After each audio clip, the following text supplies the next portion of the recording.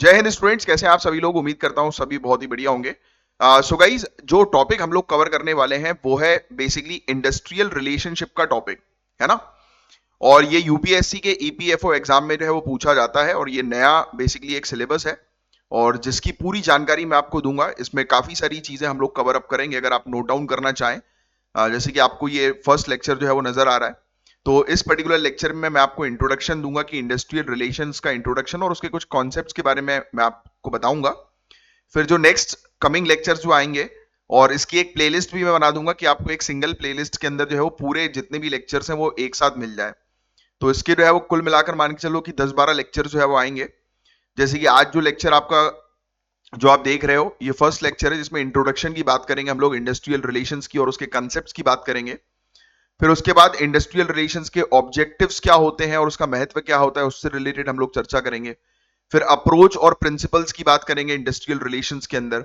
फिर industrial disputes के बारे में हम बात करेंगे और कुछ आर्बिट्रेशन के बारे में बात करेंगे, और हर एक चीज को मैं डिटेल में एक्सप्लेन करूंगा, है ना। फैक्ट्रीज एक्ट के बारे में मैं आपको बताऊंगा, शॉप एंड एस्टैब्लिशमेंट लॉ के बारे में मैं आपको बताऊंगा, इंटरनेशनल लेबर ऑर्गेनाइजेशन के बारे में मैं आपको बताऊंगा, employees provident fund and miscellaneous provision act 1952 के बारे में मैं आपको बताऊंगा, contract labour regulation and abolition act 1970 के बारे में मैं आपको बताऊंगा, industrial dispute act, the trade union act, occupation safety health and working condition code 2019, labour laws, evolution of labour legislation in India, यानी कि हमारी कंट्री के अंदर किस प्रकार से लेबर के कानून जो है वो बने हैं, है ना, उसके कॉन्सेप्ट्स। फिर employee state insurance corporation act 1948। तो ये सब चीज मैं आपको एक एक करके जो है वो पढ़ाऊंगा। आप बस चैनल को सब्सक्राइब कर लीजिए और रेगुलर बेसिस पर लेक्चर्स को फॉलो करिए, और हर एक चीज आपको हमारी डेडिकेटेड प्लेलिस्ट पर जो है वो मिल जाएगी। और इससे रिलेटेड अगर आपको ये सब नोट्स चाहिए जो आपको स्क्रीन पे दिखाई दे रहे हैं, तो उसकी पूरी पीडीएफ मैं आपको प्रोवाइड करा दूंगा। उसके लिए आपको कुछ नहीं करना है। 9713282838, ये जो नंबर है, इस नंबर पर जो है वो आपको व्हाट्सएप करना है, और 50 रुपीज का स्क्रीनशॉट जो है वो आपको शेयर करना है। तो 50 रुपीज के स्क्रीनशॉट पे आपको ये जितने भी मैंने आपको जो टॉपिक्स बताए, टोटल कंप्लीट टॉपिक्स, उसकी पूरी वन गो में पीडीएफ मिल जाएगी आपको। यानी कि यूपीएससी ईपीएफओ के इंडस्ट्रियल रिलेशंस के का जो पूरा जो टॉपिक्स हैं, सब टॉपिक्स हैं, उसकी 50 रुपए में आपको मैं पीडीएफ प्रोवाइड करा दूंगा। और बाकी नहीं तो फिर आप मेरे साथ साथ जो मैं आपको एक्सप्लेन कर रहा हूं उससे रिलेटेड नोट्स बनाते चलें, और अपने इंडिविजुअल नोट्स को जो है वो रिवाइज करें। आपका सिलेक्शन हो जाएगा, क्योंकि जो मैं आपको अभी ये पूरी सीरीज कंप्लीट करके दूंगा, और ये पूरी सीरीज अगर आपने देख ली, तो इसके बाहर का एग्जामिनेशन में कुछ नहीं आने वाला, दैट इज गारंटीड। ठीक है, तो चलो आप बस मेरी बातों पर जो है फोकस करो। बहुत ही इंपॉर्टेंट और डेडिकेटेड टॉपिक हम लोग शुरू करने जा रहे हैं, इंडस्ट्रियल रिलेशन का, जो ईपीएफओ एग्जाम के लिए बैकबोन है।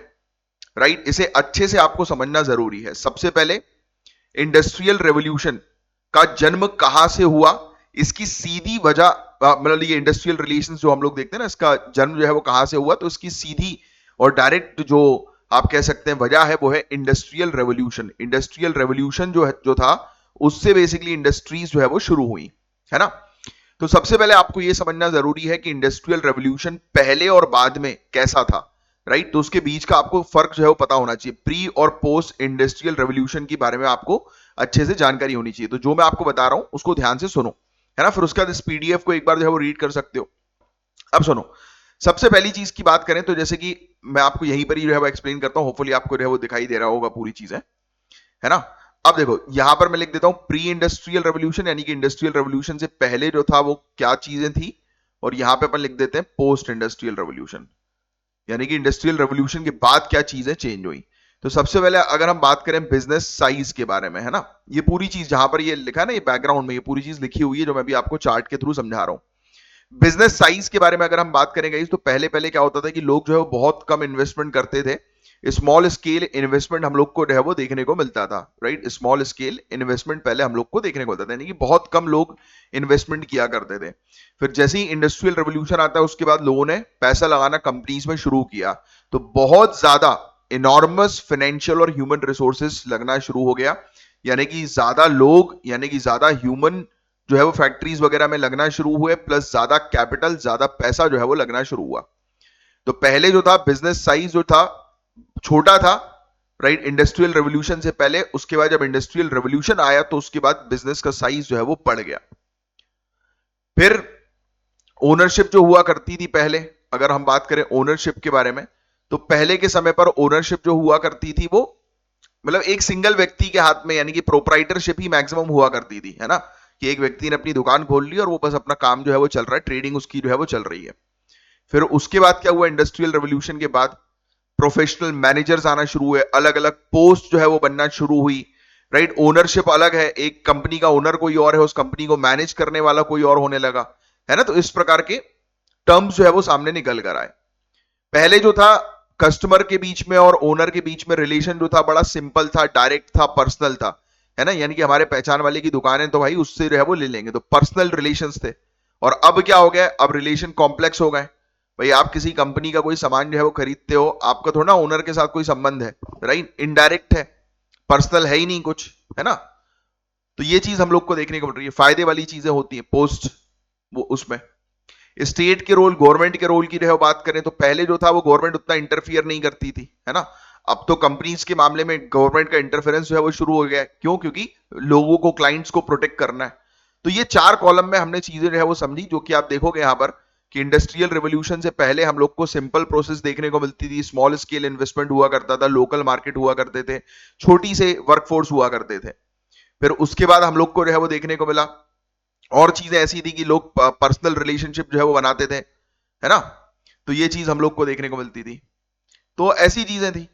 फिर स्टेट का कोई इन्वॉल्वमेंट पहले जो है वो नहीं था।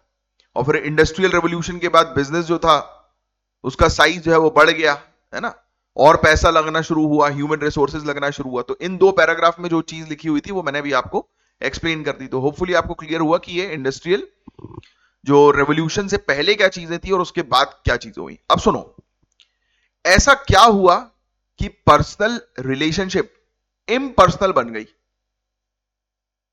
देखो गाइस, बिजनेस का साइज इतना बढ़ गया कि ओनर और एम्प्लॉय का डायरेक्ट कांटेक्ट खत्म हो गया, नए प्रोफेशनल मैनेजर्स आ गए। इसका अल्टीमेट रीजन था वर्कर्स का एक्सेसिव एक्सप्लॉइटेशन। यस, तो हम लोग को पुरानी अप्रोच जो देखने को मिली थी इंडस्ट्रियल रिलेशंस के कारण, राइट, तो उसमें जो पुरानी अप्रोच जो थी वो फिट नहीं बैठ पा रही थी। क्योंकि अब सोचो, अब एक कंपनी का साइज बहुत ज्यादा बढ़ गया। आप फॉर एग्जांपल आप एक फैक्ट्री के ओनर हैं, राइट, तो ऑब्वियस सी बात है कि आप जो है वो अपने बेसिकली जो क्लाइंट्स हैं उनके साथ जो है वो डील करोगे। और कौन से क्लाइंट्स के साथ डील करोगे आप? जो आपकी फैक्ट्री से सामान जो है वो उठा लें, यानी कि होलसेलर्स। यस, आप उनके साथ डील करोगे। अब आपकी कंपनी के हर एक एम्प्लॉय के साथ तो आप डील नहीं करोगे। आपकी कंपनी में फॉर एग्जांपल 100 लोग हैं, अब 100 लोग से पर्सनली कैसे डील कर पाओगे आप? तो आप क्या करोगे, आप अपने नीचे जो है वो 3 मैनेजर्स जो है वो रख लोगे कि भाई तुम जो है वो आपस में डिवीजन जो है वो कर लो और फिर अलग अलग डिवीजन के अकॉर्डिंग जो है तुम इन एम्प्लॉइज को जो है मैनेज करो और मुझे रिपोर्ट करो। यही तो होता है ना एक सिस्टम।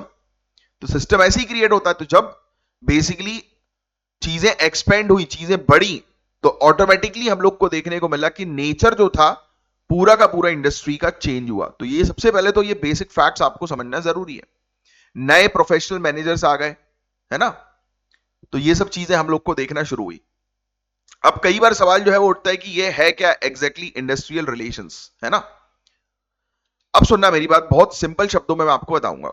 इंडस्ट्रियल रिलेशंस इंडस्ट्री में एम्प्लॉयर्स और एम्प्लॉय के बीच का रिलेशनशिप है। पहला पॉइंट तो ये ध्यान में रखो। इंडस्ट्रियल रिलेशन का सबसे पहला ऑब्जेक्टिव हम लोग को देखने को मिलता है, देखो ये लिखा है ना, An industry is no longer seen as merely an employer's endeavor, nor is profits its sole purpose. Industry का मतलब ये नहीं है कि सिर्फ प्रॉफिट जो है वो उसका पर्पस होना चाहिए। ये एक कोऑपरेटिव वेंचर बन गया है मैनेजमेंट और लेबर के बीच में, जिसका ऑब्जेक्टिव प्रोडक्शन ही है और अल्टीमेट गोल जो है वो सोशल गुड को मैक्सिमाइज करना। तो ये है परफेक्ट आज की रेट की मॉडर्न डेफिनेशन। क्योंकि जो वर्कर आपके यहां पे काम कर रहा है उसकी सोशल सिक्योरिटी का भी तो ध्यान रखना है। तो इंडस्ट्रियल रिलेशन की जब बात आती है तो इंडस्ट्री में एम्प्लॉयर्स और एम्प्लॉइज के बीच का रिलेशनशिप देखा जाता है। इसका ओरिजिन एम्प्लॉयर एम्प्लॉय रिलेशनशिप में है। तो जब भी इंडस्ट्रियल रिलेशन कहीं पर जो है वो लिखा हुआ है तो आपको सिर्फ एक ही कॉन्सेप्ट दिमाग में जो है वो रखना है कि ऐसा रिलेशनशिप जो एम्प्लॉयर्स और एम्प्लॉइज के बीच में है, एम्प्लॉयर एम्प्लॉय रिलेशनशिप, सिर्फ इतना सा कॉन्सेप्ट आपको ध्यान में रखना जरूरी है। समझ में आ गई आपको? तो ये होता है बेसिक कॉन्सेप्ट, जिसके बारे में अभी हमने थोड़ा सा जो है वो समझा कि हाँ भाई, इंडस्ट्रियल रिलेशंस अगर पूछ लें आपसे तो एम्प्लॉयर और एम्प्लॉय के बीच में का रिलेशन। इसका ब्रॉड मीनिंग मैं आपको समझाता हूं, अब थोड़ा सा अपन और डेप्थ में घुसते हैं अब, ठीक है? तो ये सिर्फ एम्प्लॉयर और एम्प्लॉय तक लिमिटेड नहीं है, इसमें वर्कर, स्टेट यानी कि गवर्नमेंट, कस्टमर्स और पब्लिक के साथ बिजनेस के सभी रिलेशनशिप शामिल है। अब इसके ब्रॉड वे में चले आओ। पहले तो सिंपल अपन ने समझ लिया कि एम्प्लॉयर एम्प्लॉय के बीच का रिलेशनशिप, बट ये इतना सिंपल नहीं है, ये ब्रॉड है ना? इंडस्ट्रियल रिलेशनशिप के अंदर जो है वो सबके साथ रिलेशनशिप, मतलब कि वर्कर्स जो आपका स्टाफ है, वर्कफोर्स है। दूसरा गवर्नमेंट, गवर्नमेंट के साथ स्टेट जिसको हम लोग बोलते हैं, राइट? तीसरा आपको ध्यान में रखना है कस्टमर्स, यानी कि उस कंपनी के जो क्लाइंट्स हैं उनके साथ भी तो व्यवहार अच्छा करना है, कि आप कंपनी के क्लाइंट्स के साथ व्यवहार नहीं करोगे तो फिर दिक्कत है। चौथा पब्लिक, यानी कि आपकी कंपनी है और उस कंपनी कहीं ऐसी जगह पे है, रेसिडेंशियल एरिया पे आपने जो है ओपन करी है, जिसके कारण से वहां के रेसिडेंशियल, वहां के रहने वाले लोगों को तकलीफ हो रही है ना? तो उसके लिए आपको व्यवस्था करनी पड़ेगी, ये भी तो जरूरी है ना भाई, क्योंकि आपका बिजनेस है। तो ये देखो, ये पिलर्स ध्यान में रखना है ना, ये लिखने वाली चीज होती है। ऐसा अगर आपने फ्लो चार्ट दिमाग में रख लिया, या फिर देखो वन डे एग्जामिनेशन है, ये तो प्रीलिम्स टाइप का है, तो उस कॉन्सेप्ट के अकॉर्डिंग आपको चीजें समझनी है। एम्प्लॉयर एम्प्लॉय रिलेशन, और किसके साथ रिलेशन? वर्कर्स, स्टेट, क्लाइंट यानी कि कस्टमर और पब्लिक, ठीक है? तो ये फैक्ट्स थोड़े से इस तरीके से लिख लो। तो ये एम्प्लॉयर और employee, trade union management, workers और वर्कर्स के बीच के सभी फॉर्मल और इनफॉर्मल रिलेशनशिप है।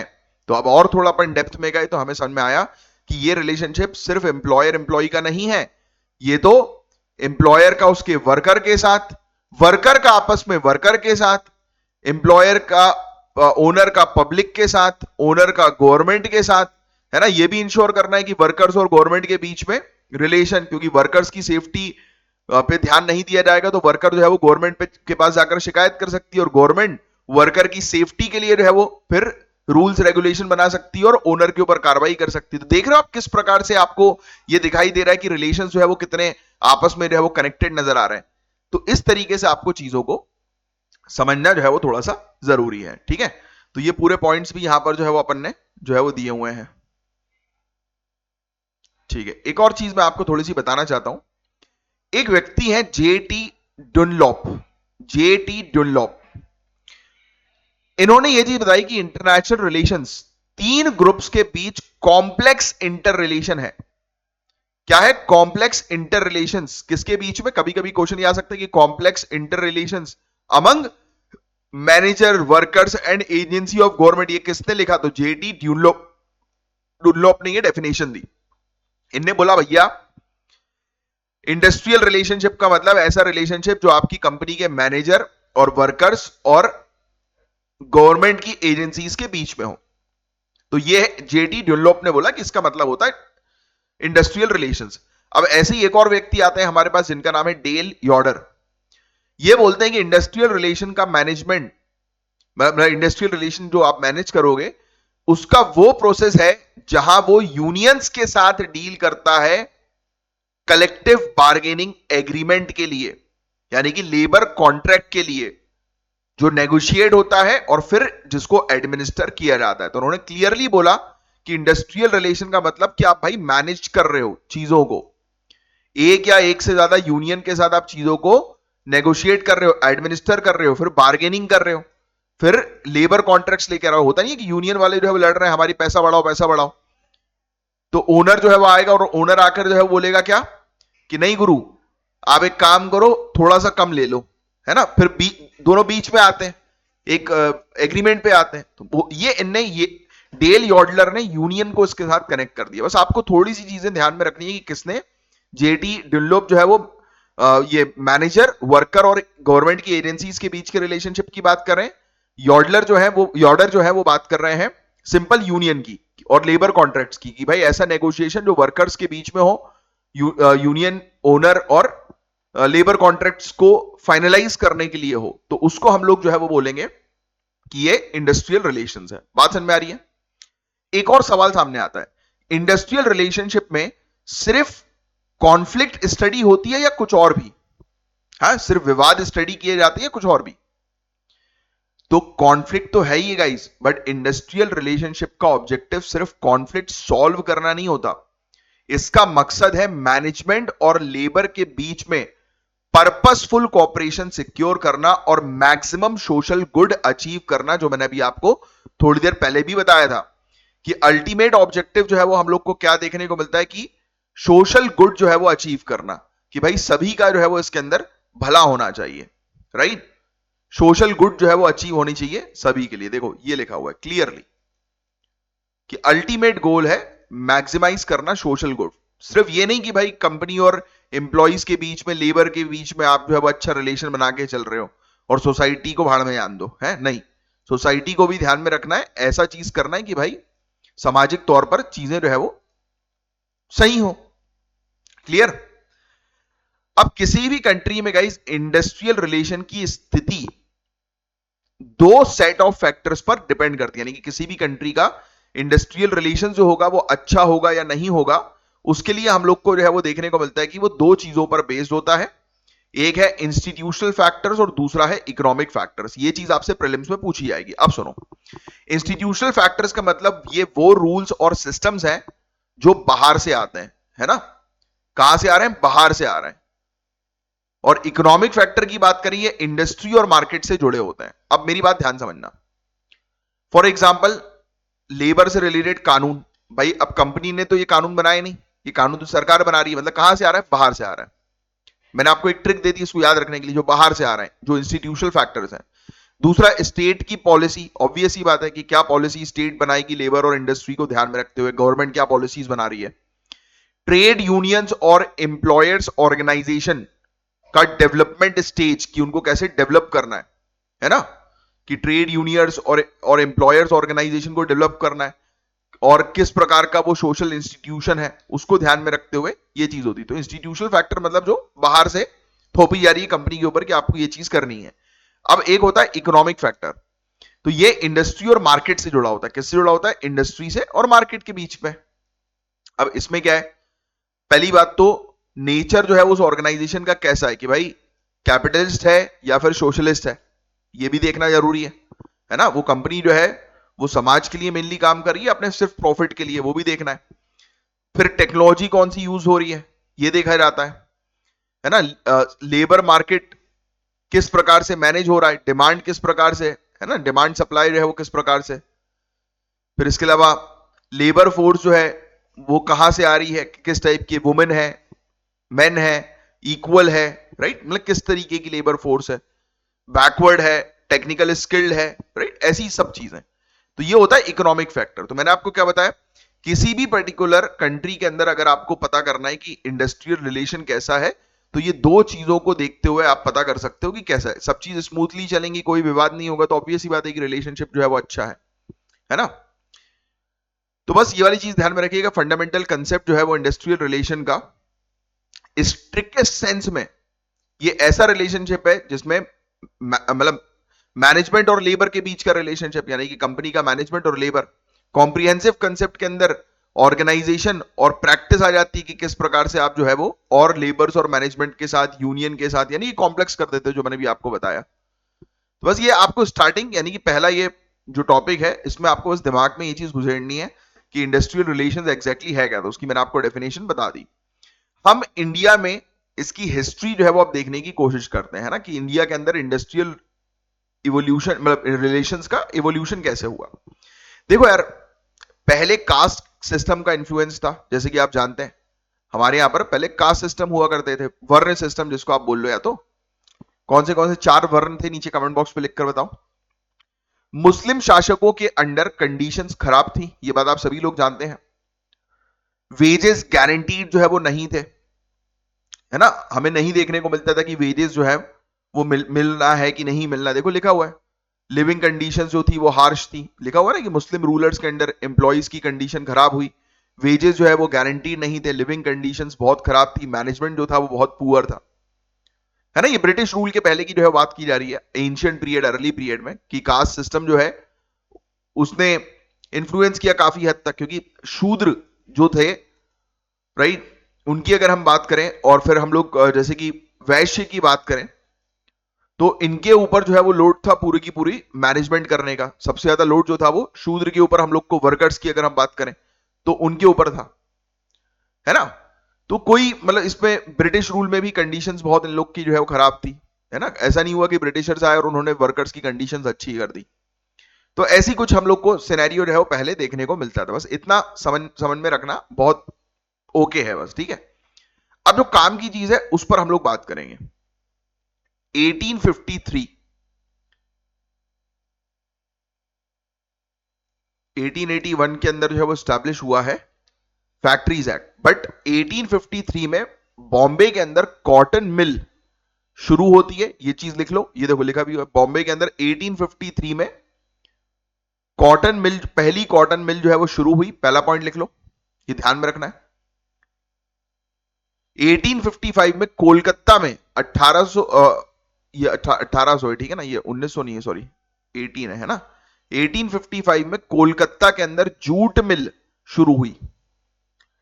अब क्या होता है, आप जब एक फैक्ट्री डालते हो, उसके बाद वर्कर्स आपस में लड़ते हैं, अपनी सैलरी बढ़ाने के लिए लड़ते हैं, फिर क्या हुआ, विवाद हुआ।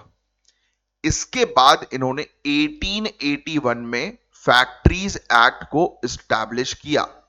तो सबसे पहला जो कानून था वो फैक्ट्रीज एक्ट 1881 था, और उसका बैकग्राउंड आपने देख लिया कि भाई 1853 में हमने जो है वो कॉटन की मिल डाली, 1855 में हमने जो है वो जूट की मिल डाली, और जो अच्छी खासी ये चलने लगी। बट प्रॉब्लम क्या हुई, एम्प्लॉयज की वर्किंग कंडीशन खराब थी, क्योंकि एम्प्लॉयर जो थे, अब ये ब्रिटिशर जो आए थे, इन लोग को तो सिर्फ प्रॉफिट चाहिए था, पैसा कमाना था, इनको थोड़ा ना मतलब कि वर्कर जो है वो कैसी कैसी कंडीशन में रह रहा है, क्या रह रहा है, उसको उनसे कोई मतलब नहीं, उनको पैसा कम मिलता था, है ना। तो जो वर्कर्स थे उन्होंने फिर हल्ला करना शुरू किया। जब हल्ला किया तो उन्होंने बोला कि नहीं यार, एक कानून के तहत चीजें होनी चाहिए, क्योंकि ये फिर ह्यूमैनिटी के अगेंस्ट चला जाएगा। तो इन्होंने फैक्ट्रीज एक्ट 1881 लेकर आ गए, है ना, जिसने वर्कर्स को कुछ अधिकार दिए। फिर क्या होता है, फिर हम लोग को देखने को मिलता है कि वर्ल्ड वॉर 1 होता है 1914 से लेकर 1918 के पीरियड में, करेक्ट। इस समय जो है वो क्या कहानी हो रही है, फैक्ट्रीज का प्रॉफिट जो है वो क्या हुआ, अचानक से बढ़ा। आपको पता है वर्ल्ड वॉर के समय पर फैक्ट्रीज जो थे उनको अपॉर्चुनिटीज जो है वो मिल गई थी, है ना। स्पेशली इंडियन फैक्ट्रीज की भी बात करें हम लोग, प्रॉफिट्स एकदम तेजी से उनके हाई हुए, प्रोडक्ट के प्राइसेस जो है वो बढ़े, और मतलब बहुत अच्छा प्रॉफिट हुआ उनको फैक्ट्रीज को वर्ल्ड वॉर के समय पर, क्योंकि उस समय पर वेपन्स की जरूरत, बहुत सारी चीजों की जरूरत अचानक से पड़ गई, है ना। सोल्जर्स जा रहे हैं तो उनके लिए भाई कॉटन कपड़े सिलवाने, फटाफट तुरंत की निकलवाओ, है ना, ऐसी चीजें। तो भैया इनकी कंपनी के तो बल्ले बल्ले हो गए। बट कंपनी ने क्या किया, वर्कर से एक्स्ट्रा काम कराया, और वर्कर्स के बल्ले बल्ले नहीं कराया, वर्कर्स की सैलरी सेम रखी। इससे वर्कर्स स्ट्राइक्स पे उतर आए, और फिर विवाद होना शुरू हुआ। अब इस दौरान आते हैं कुछ पर्टिकुलर कानून जो आपको थोड़ा सा ध्यान में रखना है। Workman compensation act 1923, very important. Trade union act 1926, trade dispute act 1917। तो मैंने आपको क्या बताया, वर्ल्ड वॉर 1 के दौरान कंपनीज को फायदा हुआ, फायदा वर्कर्स के पास नहीं गया, वर्कर्स ने हल्ला किया, तो उन्होंने कानून बना दिया कि नहीं भाई, वर्कर्स के भी को भी देखना है यार, ध्यान देना है, क्योंकि ये गवर्नमेंट कर रही है पूरी चीज। तो पहले बोला कि भाई ट्रेड डिस्प्यूट एक्ट हम लेकर आते हैं 1917 का, कि भाई डिस्प्यूट्स वगैरह को रिजॉल्व करने के लिए। फिर चीजें समझ में नहीं आई, तो इन्होंने बोला कि नहीं यार, वर्कमैन को अगर एक्स्ट्रा काम दिलवा रहे हो तो भाई उसको एक्स्ट्रा पैसे देने पड़ेंगे। तो वर्कमैन कंपनसेशन एक्ट 1923 लाया गया। फिर उसके बाद बोला कि नहीं भाई, यूनियन बनाना जरूरी है, आप ग्रुप बना के कर सकते हो चीजें, उनको बैन नहीं करो। तो ट्रेड यूनियन एक्ट 1926 ये लोग लेकर आ गए।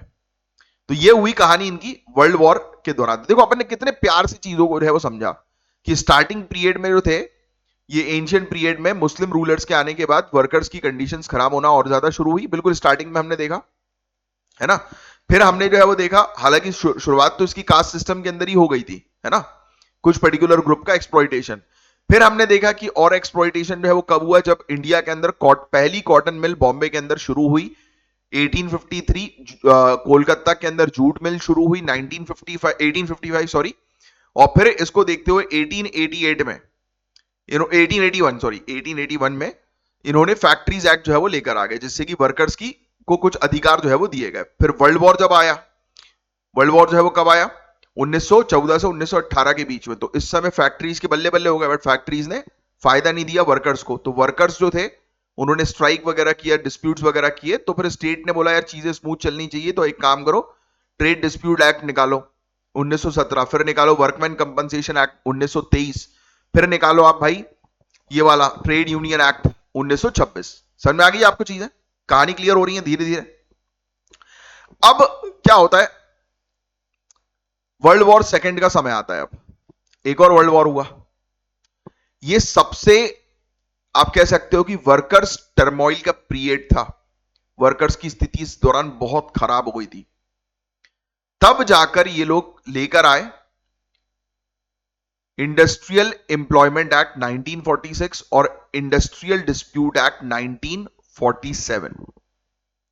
फिर 1947 इंडिपेंडेंस के बाद हम लोग को ये पूरे कानून के नाम आपको पता होने चाहिए, पढ़ेंगे अपन एक एक कानून के बारे में भी जो है वो बात करेंगे इन फ्यूचर।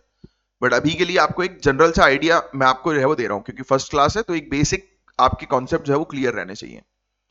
इंडिपेंडेंस के बाद 1947 में इंडस्ट्रियल ट्रूस रेजोल्यूशन कॉन्फ्रेंस हुई। लिख लो,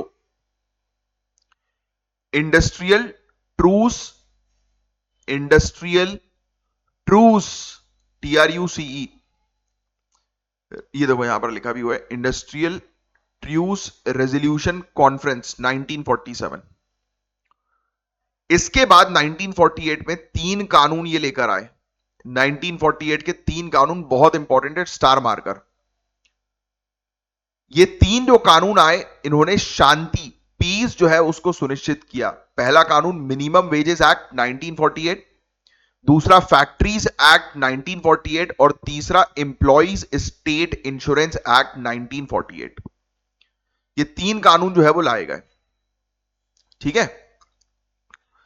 वर्कमैन कंपनसेशन एक्ट 1923 का और इंडस्ट्रियल डिस्प्यूट एक्ट 1947 का, इन दोनों में से पोस्ट इंडिपेंडेंस पीरियड के सबसे करीब कौन सा एक्ट है? आपको क्या लगता है?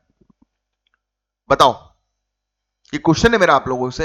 अभी हमने पढ़ा ना, इंडस्ट्रियल डिस्प्यूट एक्ट पढ़ा हमने 1947 का, आप देख सकते हो ये है ना, इंडस्ट्रियल डिस्प्यूट एक्ट 1947, ये भी हमने पढ़ा।